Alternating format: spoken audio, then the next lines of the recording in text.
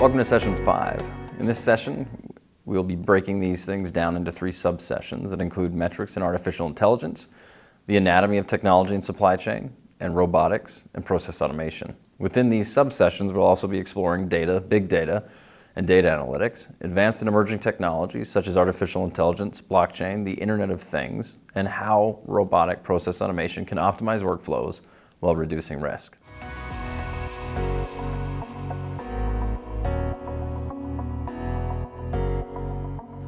Referenced in one of Chris's earlier sessions, metrics are measures of quantifiable assessment which can be used in many scenarios to track the status of a specific business process.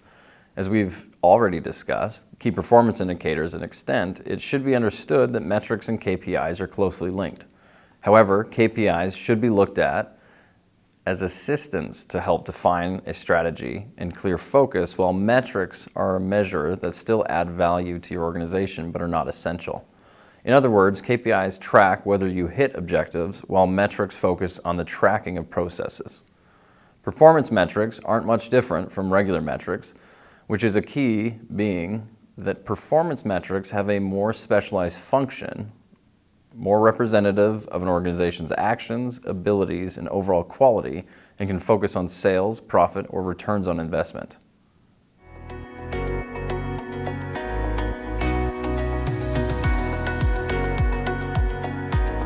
Now that we have an understanding of metrics, we have to explore even deeper and look at analytics. Although it doesn't require a computer to perform analytics, typical reference to analytics implies the use of systematic computational analysis of data or statistics. Analytics are used to discover, interpret, and communicate a simpler meaning in data patterns, and to assist analyzers in recognizing correlation and causation within data and information. Correlation suggests, based on the analytic output, that 2 or more measures appear to have a mutual relationship. This relationship can be referred to as an inverse or linear. Linear suggests that when one measure increases or decreases, another measure follows the same pattern. Inverse relationships are expressed when one measure increases while simultaneously another measure decreases, or vice versa. Although the relationship between the linear or inverse implies a direct cause or implied causation, this is not always the case. Phenomenon can occur where implied causation may exist, but the actual action of one measure doesn't necessarily cause the other event to happen. An interesting example of this phenomenon is the apparent correlation between divorce rates and per capita consumption of margarine in Maine. A person by the name of Tyler Vigen created a website that explores the correlation-causation phenomenon and showed an implied causation effect between divorce and margarine consumptions, with the warning that correlation does not always mean causation. How do metrics differ from analytics? Well, metrics are the numbers you track, where analytics means you have analyzed metrics for decision making. Essentially, you have taken the metrics, reviewed them, and attempted to draw conclusions through interpretation of the metrics. Data analytics is more commonly discussed and means the collection of data that have been analyzed for different types of analytic purpose. It is important to understand the different types of data analytics and how they can assist your operations.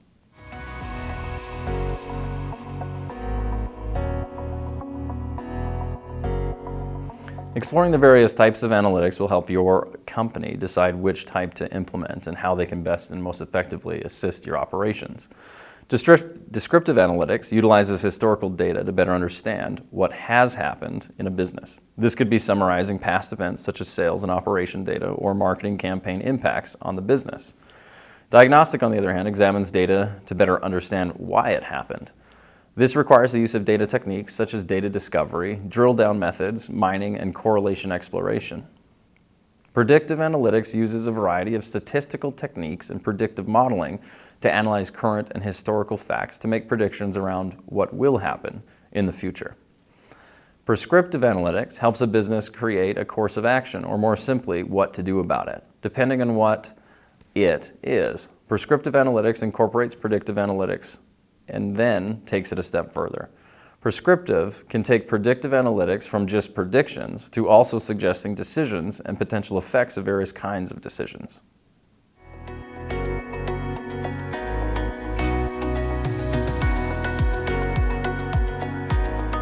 With an understanding around analytics, metrics, really what it comes down to is what is the data? Within the world of data, we often hear this term called big data. Big data references the larger scope of a full collection of data across the world in a number of different areas. There's something called the V's of big data, which we'll talk about now.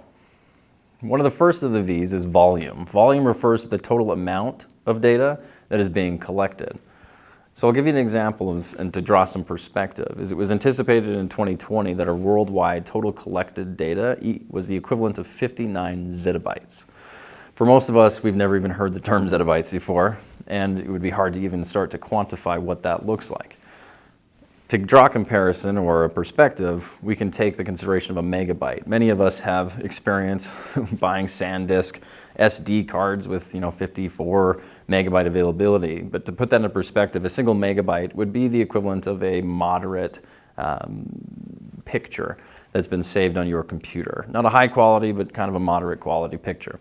That's a single megabyte. If you were to quantify the number of megabytes in 59 zettabytes, that essentially would equate to 59 quadrillion megabytes.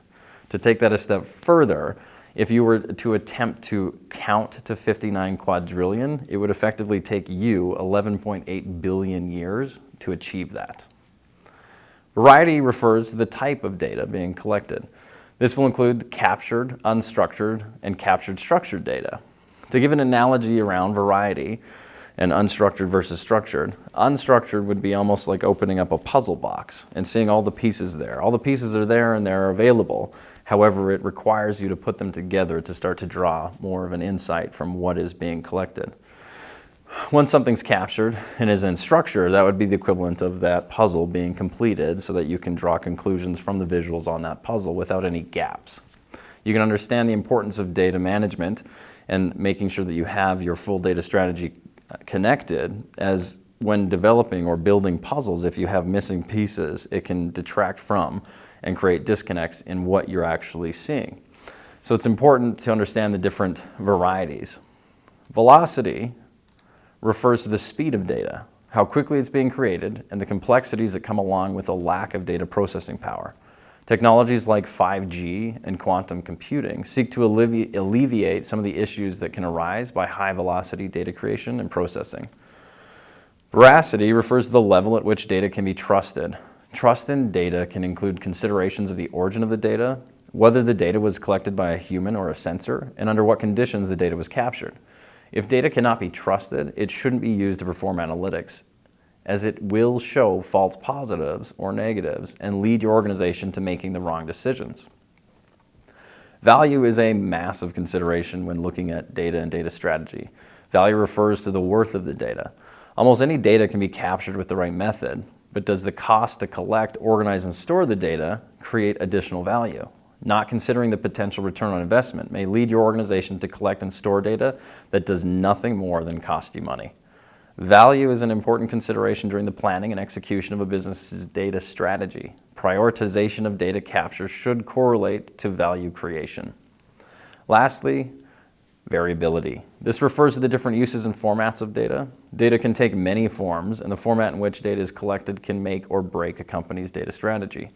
If you primarily store, for instance, information in a standard CSV format, it may be very difficult or less valuable to collect JSON formatted files, or file data, or vice versa.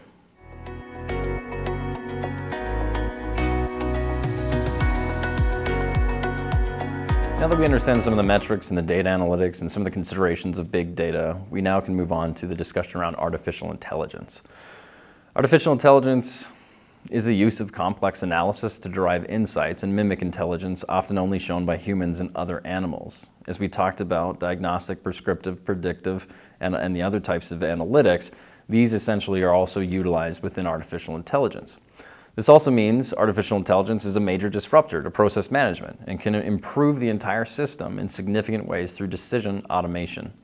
Artificial intelligence has multiple layers, and it's easy to get confused when different organizations use seemingly synonymous use of things like artificial intelligence, deep learning, machine learning.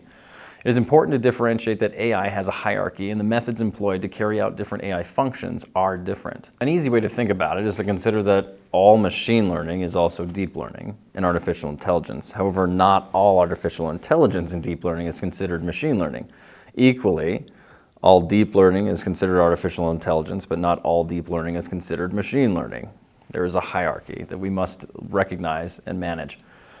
So what does AI mean? Artificial intelligence is effectively useless without data. Data is the literal food that feeds our digital systems and is essential to keep them going. Without incoming and outgoing data, artificial intelligence loses its ability to function, as it's primarily meant to accept or retrieve data, analyze it, and provide outputs by way of decision making.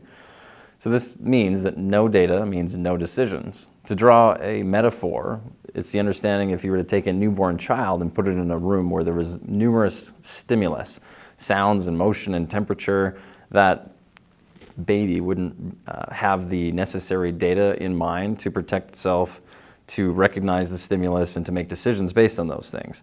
A baby effectively has a limited amount of experience, which is technically data. If you're to think of a grown person like myself, this becomes more of a realization as there's been experiences that I've pulled out of my life that have taught me how to react and respond to certain things. An easy metaphor, and this is one that I give often, is as a child I used to put my hand on the nice red burners on the oven. This created an issue as I didn't learn very well. I'd put my hand down, burn, and then I would go, well, it's not bright piping red, so maybe I'll test the orange out. And then later it was, well, it's now black and it's not looking hot, maybe I'll test it now. Still hot, still burned me. That was the learning that I needed. I needed at least 3 times before I started making decisions to protect myself. Artificial intelligence operates very much like this. It uses mass amounts of historical data and decision making in the past to recognize what it can do in the future. So taking this baby metaphor a step further, you can look at artificial intelligence as the conscious brain in our digital systems. It stands out front as the guard to receive, process, and store and respond to changes in data flow. So artificial intelligence is basically just programmed software. Most software requires other methods to collect, transmit, and push actions out through a formal system and a formal infrastructure. AI alone is interesting, but the value derived from it, or the potential value, is better realized when combined with other technologies.